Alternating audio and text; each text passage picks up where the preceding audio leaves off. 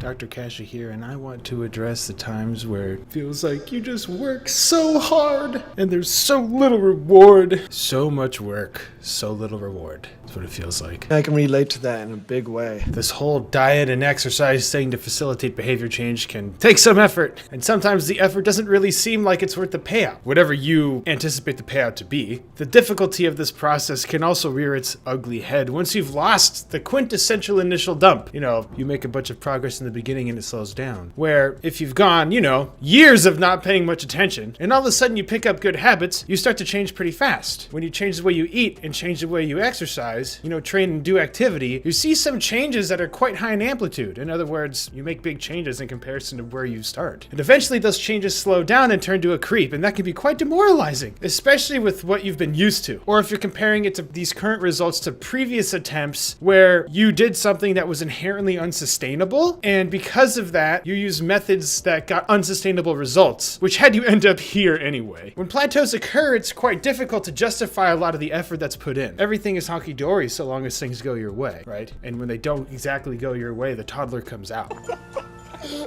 Operating under the perspective that you're going to maintain your initial progress forever is unreasonable. Damn!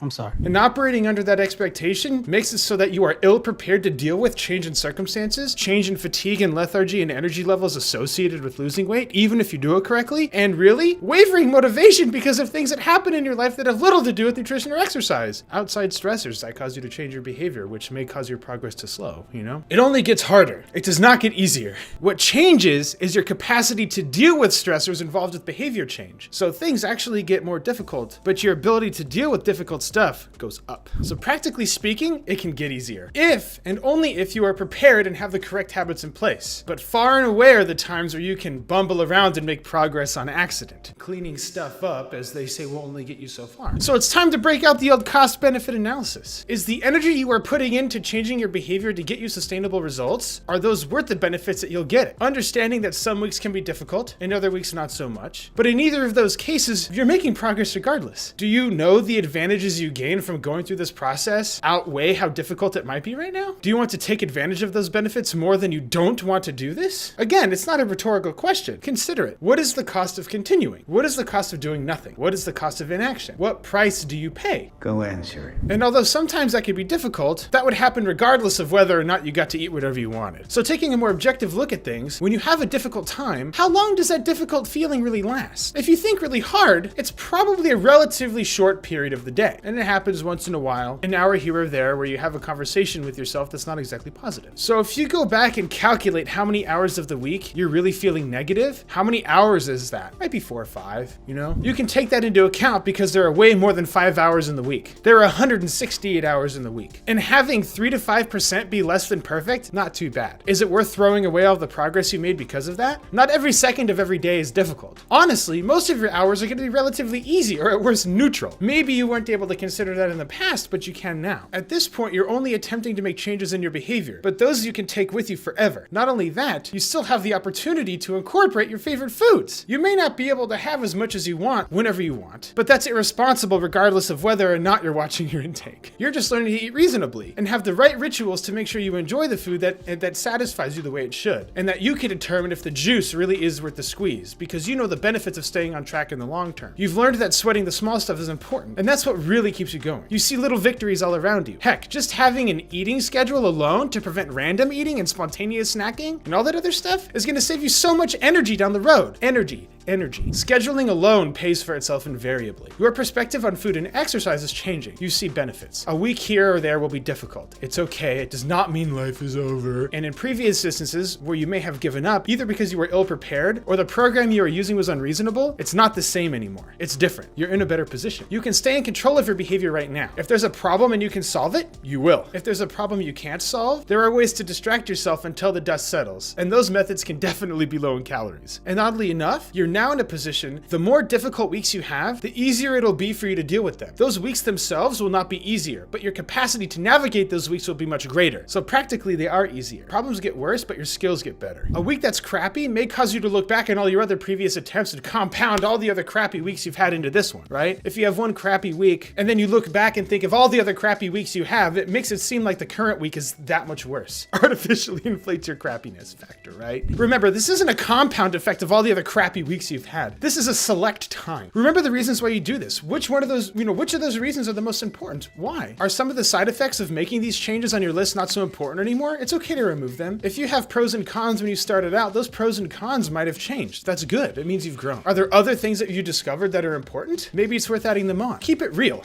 How many hours last week or last month were really that terrible? What is the percentage of that in terms of the whole month or week? It's not going to be a lot. Because of all the hours that may have been crappy, you know what all the hours are? All the other hours are? Not crappy. Going back to having a crappy week and pulling back all of your previous crummy experiences and compounding them under this current time, you've learned more since then. You have learned since you've had a crappy week before. And with the previous attempts you've had at behavior change that didn't work perfectly, I bet you've learned since those times. This is a perfect time to draw on that. You're definitely more prepared than you were before. Take advantage. Sometimes it's difficult to see the light at the end of the tunnel. And maybe that's because the goals that you have are way far in the future. Sometimes it's important to kick back and really take into consideration, this is what's going on right now. How can I handle what's going on best right now? Because when you're trying to take your entire life into account to accomplish some goal that's far in the future, it can seem overwhelming. Can you navigate the current situation? Yeah, you can. Pretty darn quick too. You can do it. You are doing it.